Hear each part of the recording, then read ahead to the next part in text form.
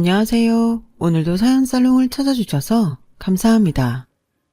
저는 알터니가 빠진 것처럼 개운함을 느끼며 살고 있는 30대 여성이에요. 저희 가족들을 포함해서 정말 극소수의 사람들만 정확히 알고 있는 제 결혼 생활의 전말을 여기서 밝혀볼까 해요.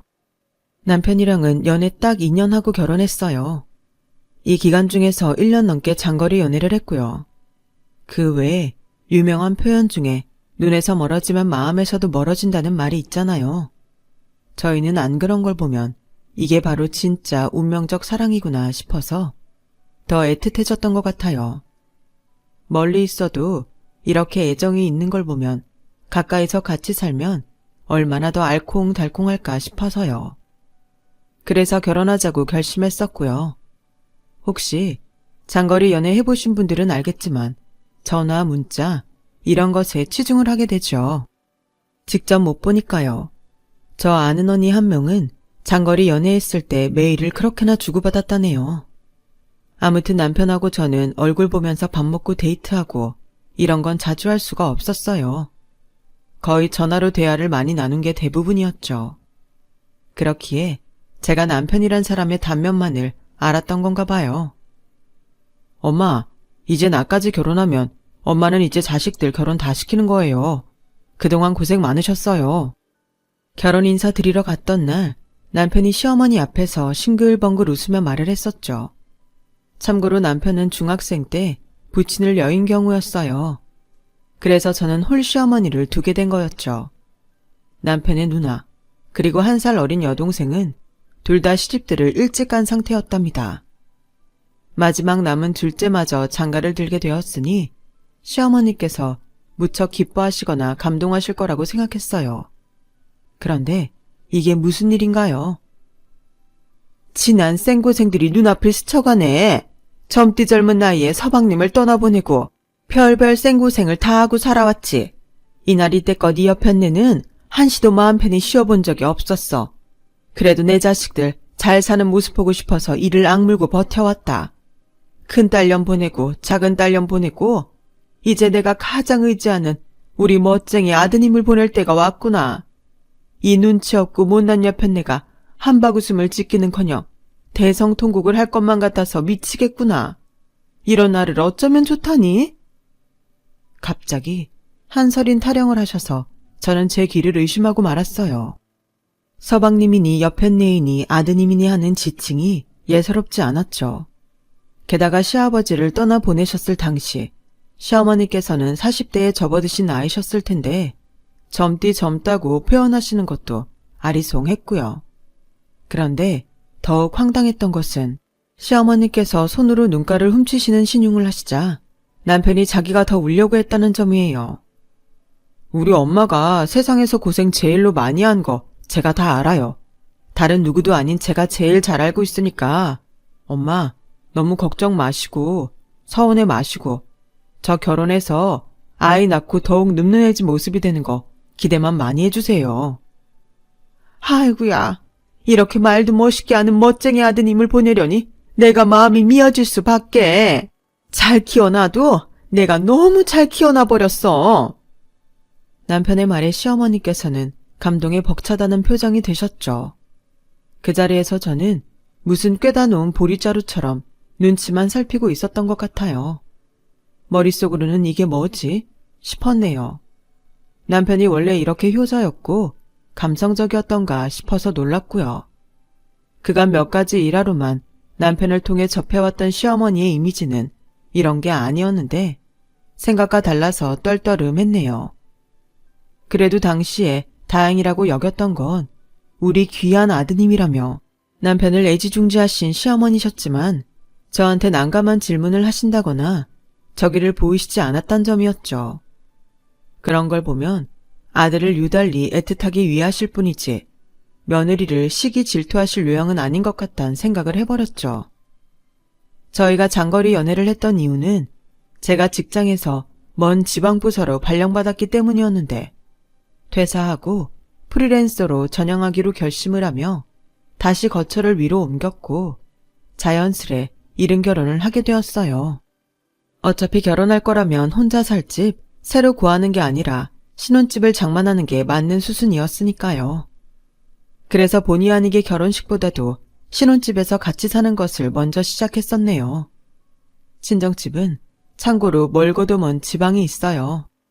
위치가 우리나라 최남단 수준이고 집안의 친척 어르신께서 옛날부터 그쪽에 땅을 조금 가지고 있었는데 저희 집에다가 쓰라고 해주신 거고요. 친정엄마의 건강 문제도 있었고 해서 부모님이 좀 이른 귀농을 결심하셨어요. 가족들도 당연히 다 동의했었고요. 그런데 시어머니께서 제 친정을 되게 우습게 보시더라고요. 너는 네 집 가는 것보다 북한의 백두산 가는 게 더 가까운 거 아니니? 유머로 하시는 말씀이 아니라 조롱을 담고 계셔서 저는 뭐 이런 걸로 트집을 다 잡으시나 싶었네요. 그런데 가만 보니까 친정집의 위치뿐만 아니라 집안 수준을 두고 낮잡아 보시는 듯 했죠. 너 결혼식장에서도 봤었지? 내 사촌 언니. 그 언니가 바로 삼성 국회의원 마누라하고 둘이 죽고 못 사는 가까운 친구란다. 네? 아, 국회의원의 마누라가 아니시고 그분의 친구이시라고요? 너 그게 얼마나 대단한 건지 모르니? 원래 끼리끼리 놀게 되어 있다고? 친구를 보면 그 댐댐이며 사는 수준이 보이는 거거든. 너처럼 낮은 환경에서 자라온 애는 이런 거 모르겠지만. 저한테 왜 이러시는 건가 싶었네요. 고향 친구가 강남에 건물 5채 있는 이야기, 또 어디 무슨 친구가 경기도에서 잘나가는 골프장 주인이라는 이야기 등등 끝도 없이 자랑 예시가 튀어나왔어요. 그러면서 꼭 말씀의 마무리를 비록 너는 모르겠지만 이라고 하셨답니다. 어떻게 대꾸해야 할지 모르겠어서 그럴 때마다 어색하게 웃고 넘겼어요. 그런 지인 인맥 자랑은 몇 차례이고 들어드릴 수 있었는데 문제는 이제 다른 데 있었죠.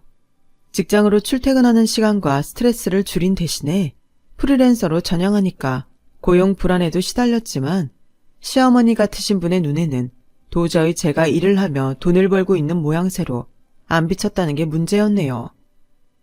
앞으로 우리 귀하디 귀한 아드님만 축월합시고 개고생하면서 돈 벌어온다고 생각하니 내가 눈물이 앞을 가려서 밥 한 숟갈을 뜨기가 힘들구나. 제가 프리랜서로 이제 막 일을 시작한 것이었기 때문에 일감이 적어서 돈만 보자면 직장이 아니라 아르바이트라고도 할 수 있었는데요. 이건 최소 3개월 이상이 지나야 서서히 현상이 달라지는 거라고 제가 몇 번이고 말씀을 드려도 시어머니께서는 듣지 않으셨어요.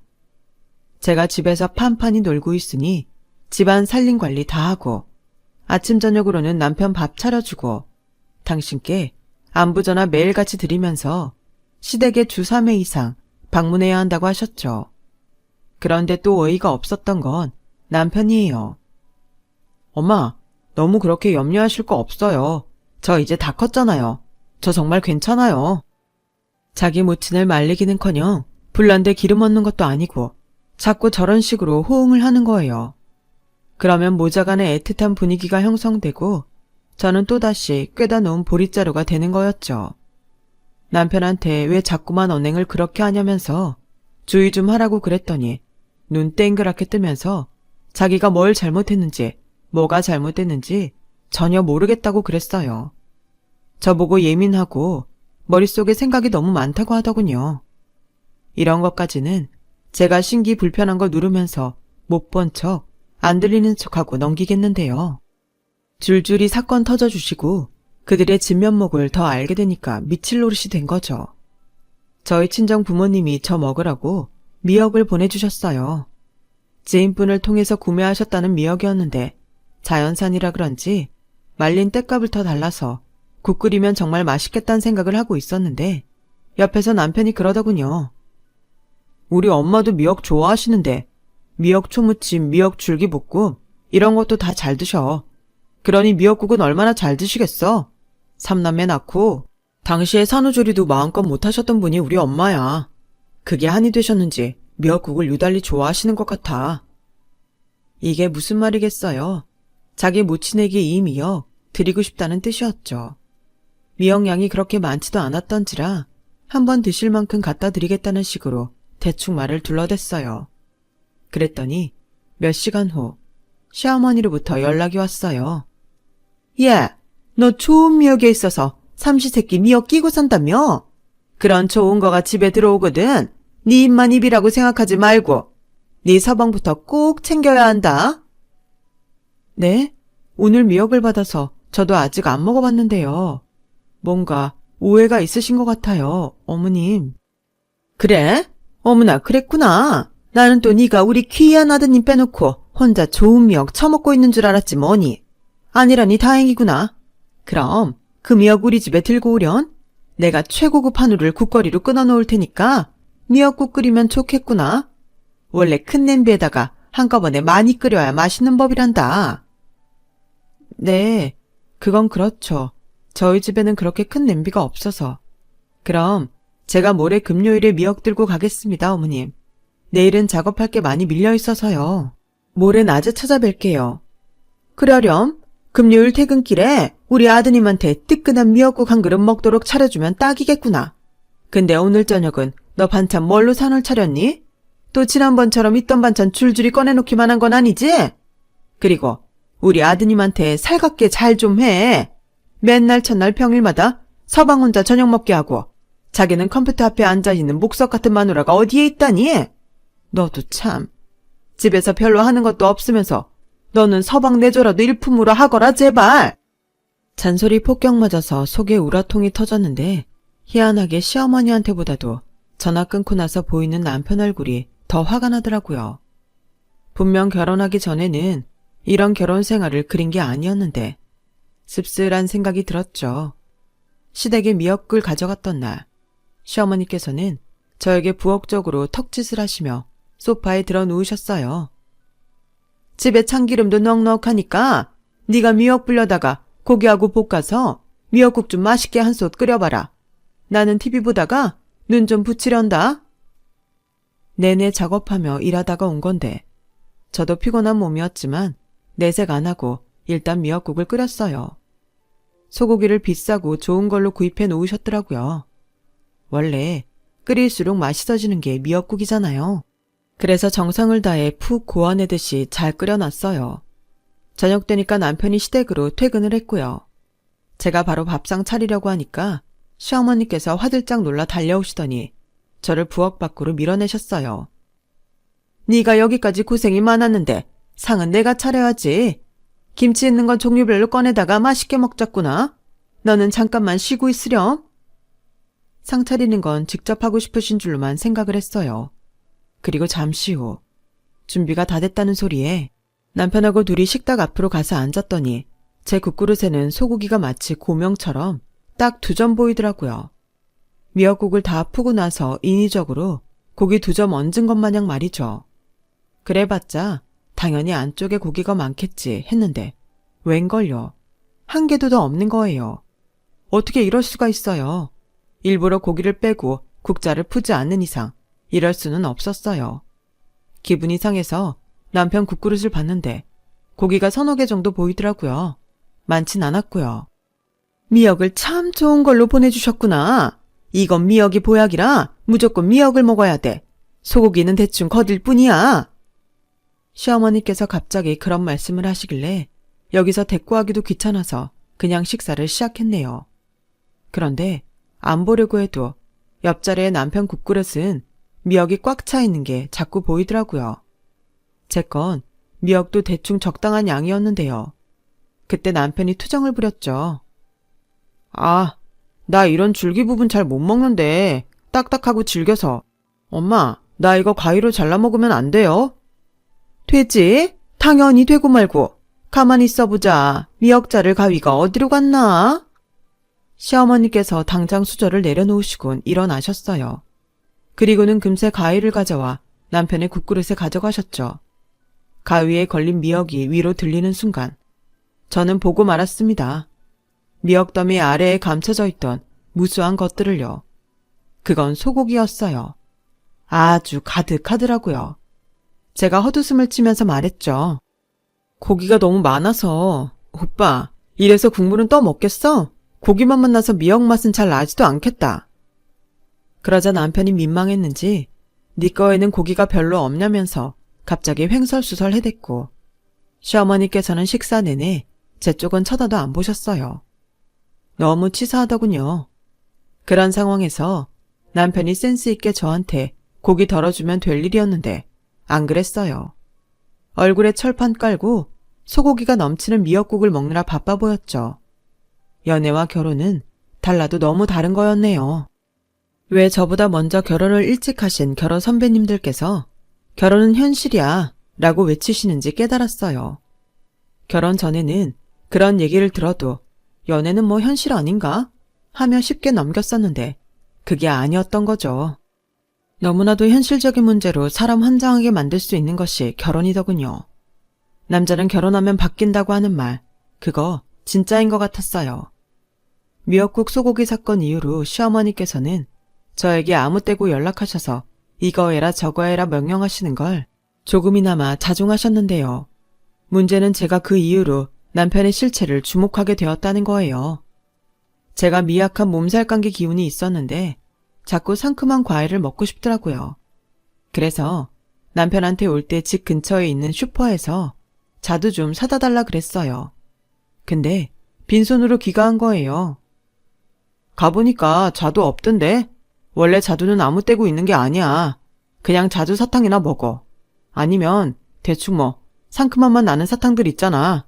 그러면 되지. 그럼 자두 사탕은 어디에 있는데? 그런 걸 사주고 나서 말을 하든지. 오빠, 슈퍼에 자두 없었던 건 맞기는 해? 그러자 남편이 되게 기분 나빠하면서 옷 갈아입고 밥 먹을 때까지 한마디도 안 하더군요. 어차피 저는 작업 능률상 저녁을 먼저 일찍 먹어서 평일에는 같이 안 먹었기 때문에 지갑을 챙겨서 집을 나섰어요. 그만큼 자두가 먹고 싶었거든요. 띵 울리는 머리 부여잡고 슈퍼에 갔더니 좀 전까지는 2팩 있었는데 방금 다 팔렸다고 사장님께서 그러셨어요. 맨날 갈색 가죽 가방 손에 들고 다니는 저희 남편 아까 보셨냐고 하니까 사장님 하시는 말씀 맹세코 못 봤다고 하시더군요. 그거 알고 너무 짜증이 난 채로 대형 마트까지 갔어요. 5kg라도 자두를 먹어야겠더라고요. 아파서 그랬던 것인지 사람이 살다 보면 이성보다 오기가 앞설 때가 있잖아요. 제가 그때 그랬네요.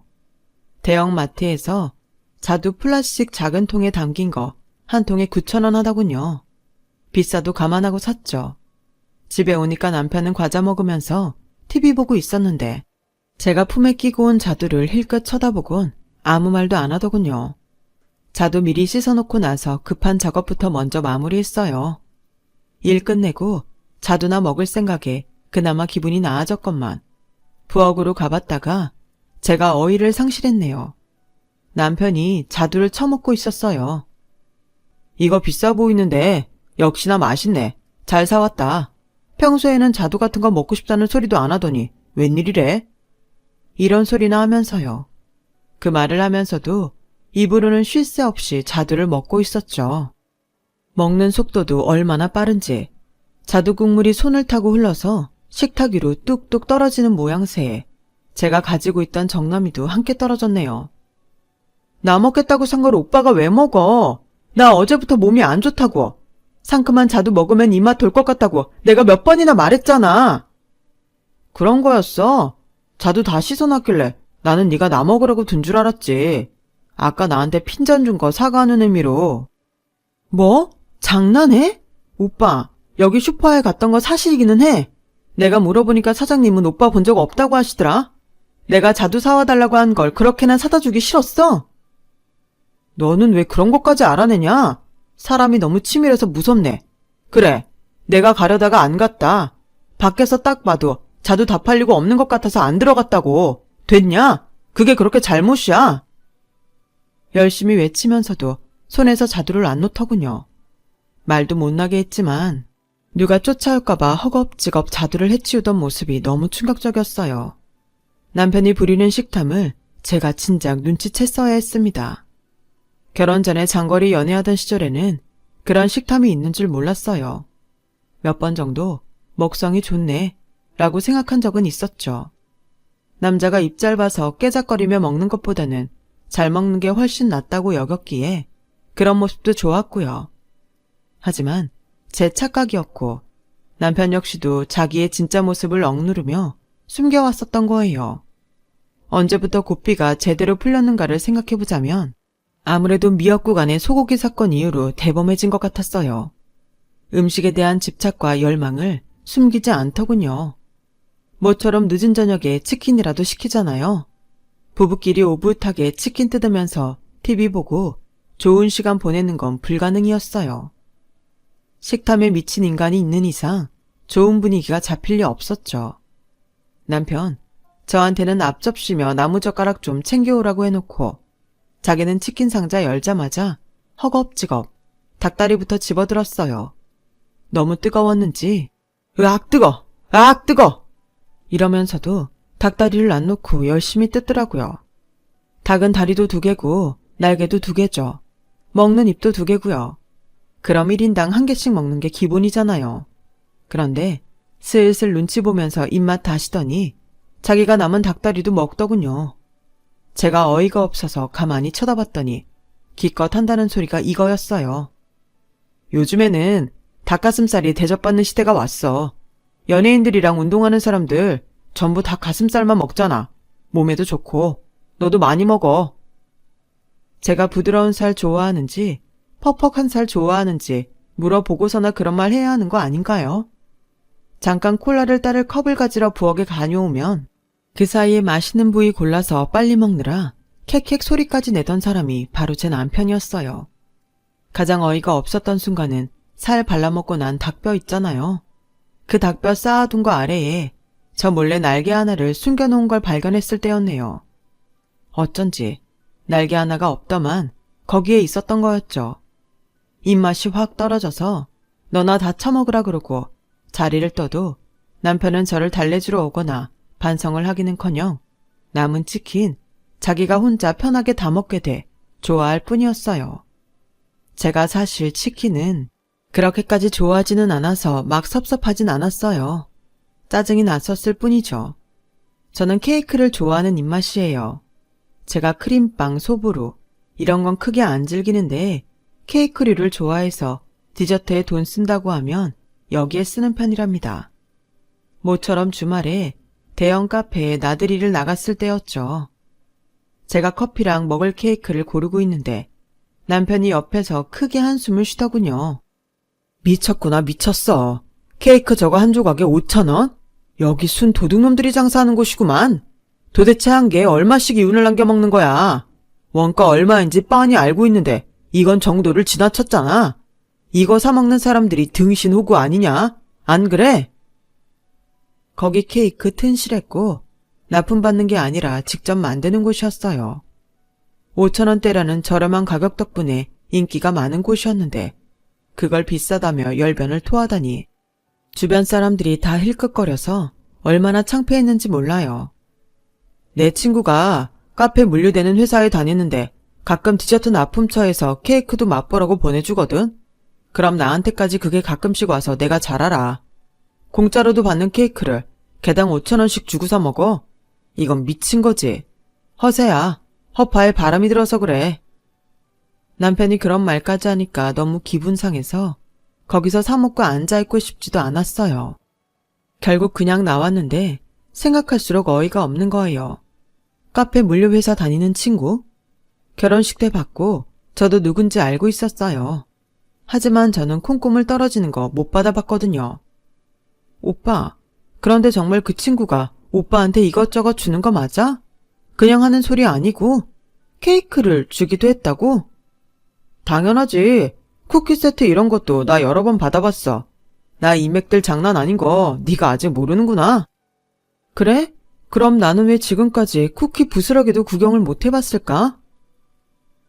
그건 그런 게 내 회사 주소로 오니까 그렇지. 회사 사람들한테 눈치 보여서 다 나눠줄 수밖에 없는 구조야. 수상했지만 일단 그러려니 했는데요. 바로 얼마 후에 제가 정황을 딱 포착해낼 수 있었어요. 시어머니께서 남편이 좋아하는 고구마 마탕 엄청 많이 했으니까 가져가라고 하셔서 제가 시댁에 들렀어요. 가기 전에 언제쯤 가겠다고 카톡을 남겼는데 계속 안 보시더라고요.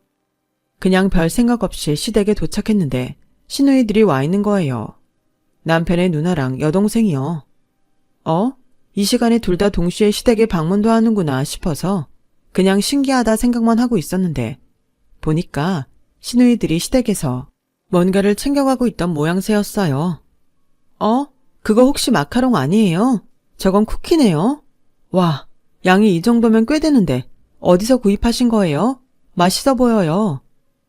제가 무심코 감상을 뱉었는데 갑자기 시어머니께서 황급히 다가오시더니 시누이들에게 눈짓하면서 빨리 챙겨가라고 하시는 거예요. 저한테는 마탕 담아둔 통 저기 있으니까 그거나 챙기라고 하셨고요. 그때 제가 왠지 싸한 촉이 왔어요. 시누이들이 챙기고 있는 그 디저트 빵들, 담긴 상자 겉만에 적힌 상호명이 인지도 높은 납품회사였거든요. 설마 오빠가 받은 것들이에요? 그리고 그걸 두 분이 나눠서 가져가시는 거고요? 저는 왜 이런 경우가 이번이 처음이 아닐 거라는 짐작이 들죠? 올케 몫은 따로 있지 않을까? 이건 엄마랑 우리 몫이니까 분명히 올케 건 따로 있겠지.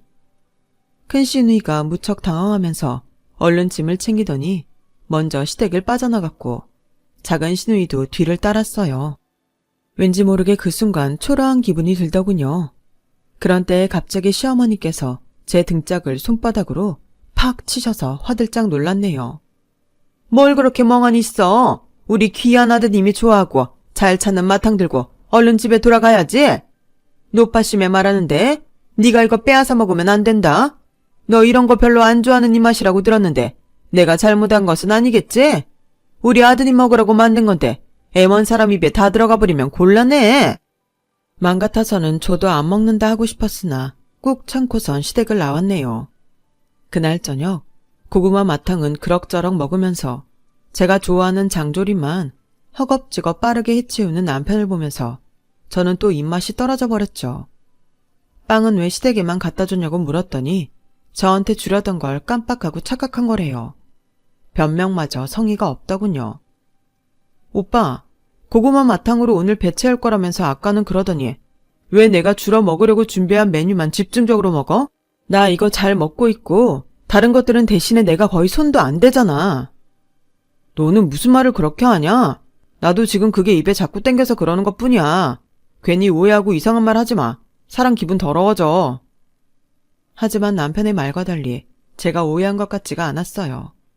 자기 먹을 거리들 냉장고에 꽉 차 있어도 제가 먹고 싶어서 사온 냉동 피자 한 개가 냉동실에 있으면 거길 터는 게 남편이었어요. 밖에 나가서 식사를 하면 더 했어요. 자기가 맛있고 좋은 거 많이 먹지 못할까봐 식사 내내 기를 쓰고 용을 쓰는 게 보여서 도저히 남편이랑 뭘 먹는 게 즐겁지가 않더군요. 결혼 생활이란 대체 뭘까?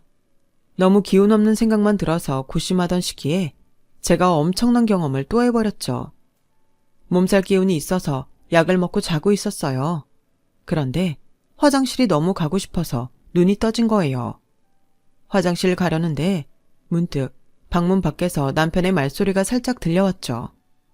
통화를 하는 중인 것 같아서 그냥 한번 보려고 방을 나서봤어요. 남편은 거실 바닥에 앉아서 발톱을 깎으며 휴대폰을 스피커 모드로 해놓은 채 통화 중이었는데 상대가 시어머니셨죠. 저에게도 그 목소리가 들려왔어요. 집안부터가 별로잖니? 일가 친척 중에서 잘난 사람 한 명도 없고. 아니, 최소한 알아주는 기업의 임원이라든가 이런 건 한 명 있어야 하는 거 아니니? 딱 봐도 저에 관한 이야기였어요. 제 흉을 시어머니께서 보고 계셨는데 남편은 발톱을 깎으며 피식피식 웃더라고요. 아, 몰라. 하여간에 엄마, 나는 걔 입으로 들어가는 건 밥 한 숟가락, 빵 한 조각이 아깝더라. 그냥 뭐든 나눠 먹기가 싫어. 일부러 더럽고 치사하게 굴어서라도 입맛 떨어지게 하는 게 낫더라. 케이크나 쿠키 들어오는 것도 나 혼자 다 먹거나 우리 가족 먹으라고 주지 걔한테는 못 줘. 걔 그런 거 엄청 좋아하거든. 맛있게 먹을 생각하니까 배알 꼴려서 절대 안 돼. 근데 나 이래도 괜찮은 거지? 그치 엄마? 내가 더 고생하고 내가 돈 더 많이 벌어오잖아. 그럼 당연하지. 우리 귀한 아드님인데 좋은 건 다 독차지하면서 살아야지. 엄마가 뭐랬니? 결혼해서 아내는 그냥 네 수발 들고 네 체면 세워주는 역할이나 하게끔 만들면 된다 그랬지? 그러니까 내가 그딴 허접한 배경을 가지고 있는 여자도 허락을 해준 거야. 종년으로 쓰면 되니까. 앞으로도 그런 식으로 기를 팍팍 눌러버리렴. 몸살 기운이고 뭐고 저는 살벌한 기운을 뿜어내며 남편 앞으로 다가갔어요. 발톱을 마침 다 깎은 참이었던 남편이 저를 발견하곤 얼음이 돼버렸죠. 그러는 순간에도 휴대폰에서는 시어머니께서 제 흉을 보시는 소리가 들려오고 있었고요. 엄마, 내가 나중에 다시 전화할게요. 나중에. 다급하게 통화를 종료한 남편이었지만 이미 늦었죠. 제가 이 집안의 추잡스러운 면모를 다 알아버린 뒤였으니까요. 차갑게 웃는 저를 올려다보던 남편이 먼저 고개를 떨궜어요.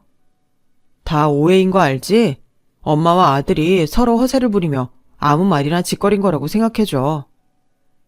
아무 말이라고 하기에는 상당히 신빙성이 있던데. 아, 그래서 여태까지 어머님께서 나 우습게 보시고 자꾸 무시하시고 말씀도 막 하시고 그랬던 거였구나. 다를 종면으로 아셨으니 그럴만 하셨네. 근데 오빠는 뭐야? 우리 연애할 때 보여줬던 모습은 다 가식이고 거짓이었어? 결혼하고 나니까 내가 다 잡은 물고기처럼 느껴지든? 눈물 따위 보이고 싶지 않았는데 애석하게도 뜨거운 눈물이 솟구치더라고요. 남편이 단순히 식탐만 강한 게 아니라 제가 음식을 맛있게 먹고 있다는 사실을 불쾌해했던 거였고 제가 누리는 소소한 행복을 아까워했다는 점에서 너무 인간적인 서름이 밀려들었어요. 고작 이딴 남자를 평생의 동반자로 삼겠다고 결혼까지 한 제 자신이 너무 바보 같아서 미칠 지경이었죠. 쉽게 이혼했다는 손가락질 받고 싶지 않아서 그간 참아왔어. 오빠가 전복죽에 전복 혼자서 다 골라먹고 삼겹살 구울 때 오돌뼈 부위는 전부 내 쪽으로 몰아주는 거 보고서도 나 모른 척 했었어. 그런데 더 이상은 안 되겠어. 이게 무슨 결혼 생활이고 이게 무슨 부부야? 당장 이혼해. 이혼 안 해주면 내가 무슨 수를 써서라도 소송 걸고 괴롭힐 거야. 남편이 잘못했다고 자기가 어리석은 객기를 부려왔다고 눈물로 빌었지만 제 마음은 굳건한 상태였어요. 무조건 이혼이었습니다. 다른 것들 다 차치하고서라도 제가 그 사람이 저를 진정으로 사랑하며 위하지 않고 있었는데 결혼 생활의 유지에 무슨 의미가 있을까 싶어서요. 시어머니께서는 개거품 물고 분노하셨죠. 네가 뭔데? 감히 우리 귀한 아드님에게 먼저 이혼 선언을 해? 겨우 이까진 일로 이혼을 운운하다니 사고방식 한번 천박하고 가볍구나. 아예 상종하기 싫어서 무시해드렸네요. 그게 최고의 대처였던 것 같아요. 상대조차 안 해드렸더니 시어머니께서 더 길길이 날뛰시면서 머리 싸매고 들어 눕기까지 하셨거든요. 큰 시누이가 저한테 연락을 하더니 고상한 척을 다 해댔어요. 옳게 이런 일로 이혼하겠다 그러면 앞으로 이 험한 세상은 어떻게 살아가려고 그래? 사람이 너무 즉흥적이고 감정적이네. 차분하게 이성 되찾고 다시 생각해 주었으면 좋겠어. 이혼 절대 아무나 하는 거 아니거든. 근데 그 소리 들으니까 이혼 제가 꼭 해내는 거 보여주고 싶어지더라고요. 남편에게 진짜로 이혼 소송 걸 용이 있다고 재차 뜻을 밝혔고 그 결과 합의 이혼으로 도달할 수 있었네요. 더 길게 끌지 않고 결혼 생활에 마침표를 찍을 수 있어서 다행이라 생각했고 친정 식구들에게 걱정 안 끼치도록 저는 제 평범한 일상으로 얼른 돌아가 살리라 다짐했습니다. 못난 남편은 저와 이혼하고 갈라서면서 제가 앞으로 일감 없어 전전긍긍하는 아르바이트생보다도 못한 프리랜서로 살다가 굶어 죽을 것이라면서 악담을 남겨줬어요. 마지막까지 끝이 얼마나 더럽던지. 그러나 제가 굶어 죽는 일은 없었네요. 프리랜서로 일을 계속하면서 제 시간을 상대적으로 자유롭게 활용할 수 있으니 주식을 따로 공부했어요. 원래도 주식에 관심이 많았기 때문에 본격적으로 시작하면서 과감한 투자를 이어갔고 프리랜서 작업으로 번 돈은 물론이고 그전 직장 생활에서 벌었던 돈을 뛰어넘어서 주식으로 재산을 불렸답니다. 만족스러운 일상을 보내며 결혼 생활에서 받았던 충격들을 다 지원했어요. 전 남편을 길에서 마주친 건 순전히 우연이었네요. 공교롭게도 제가 차를 구매하고 나서 반년 이상 출고를 기다렸다가 드디어 차를 받고 맞이한 첫날이었어요. 신호 대기를 어쩌다 보니 버스 정류장 근처에서 하게 됐는데 가만 보니까 거기 서 있는 사람이 전 남편과 전 시어머니 그 두 명인 거예요. 제가 놀라서 저도 모르게 조수석 창문을 내리고 그쪽을 쳐다봤어요. 진짜 맞는지 보려고요. 그때 눈이 마주쳤죠. 너 혹시 미정이? 미정이야? 어떻게 여기서 마주치냐? 그동안 잘 살았나 보네. 이거 네 차인가 봐. 그럼 내 차지 누구 차겠어? 근데 오빠는 허세 부리려고 구입했던 그 중고차는 어디다 팔아먹고 버스를 기다려?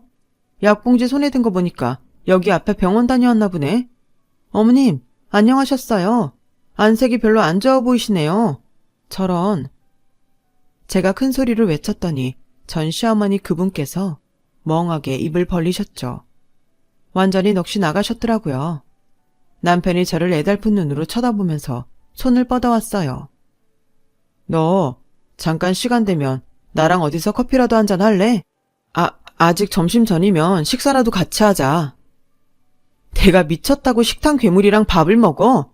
양심에 구멍 났나? 아님 털이 났나? 제가 혀를 끌끌 차면서 신호가 바뀌자 차를 출발했죠.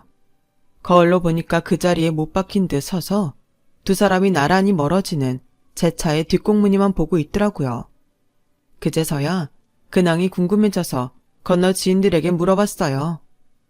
전 남편이 저랑 이혼하고 심란했는지 회사 일에 집중을 못해서 징계까지 받는 사건이 있었는데 그걸 알고 전 시어머니가 회사에 연락을 한 것도 모자라 직접 찾아가셨다는 거예요. 우리 귀한 아드님을 감히 누가 호되게 혼냈냐면서 소리를 지르셨다고 합니다. 그게 직접적인 계기가 됐는지는 몰라도 그 다음 달에 전 남편은 퇴사를 했다네요. 재취업했다가 반년도 못 버티고 또 퇴사를 했고 그러는 동안에 전 시어머니 위염 증세에 크게 도져서 병원 다니시게 됐고요. 이런 때에 전 시누이들은 나 몰라라 하면서 연락 두절이 됐다는 후문까지 정말 대단한 근황을 듣고 제가 고개를 저었네요. 그 집안에서 빠져나와 제 인생 승승장구하고 있는 게 꿈만 같아요. 누군가와 같이 행복할 수 있을 줄 알았지만 생각처럼 되지 않아 속상했죠. 그래도 그런 일들을 겪고 나니 새삼 저 혼자서도 씩씩하고 행복하게 잘 살 수 있을 거라 아쉬움이나 두려움도 없습니다. 더 성실히 살아가 보도록 하겠습니다. 제 이야기는 여기서 매듭지을까 봐요. 들어주신 분들 고맙습니다. 들어주신 분들의 일상도 밝고 건강하시기를 진심으로 바랍니다. 여러분, 사연 댓글에 응원과 현명한 조언 부탁드려요. 좋아요와 구독은 저에게 큰 힘이 됩니다. 오늘도 좋은 일 가득하세요.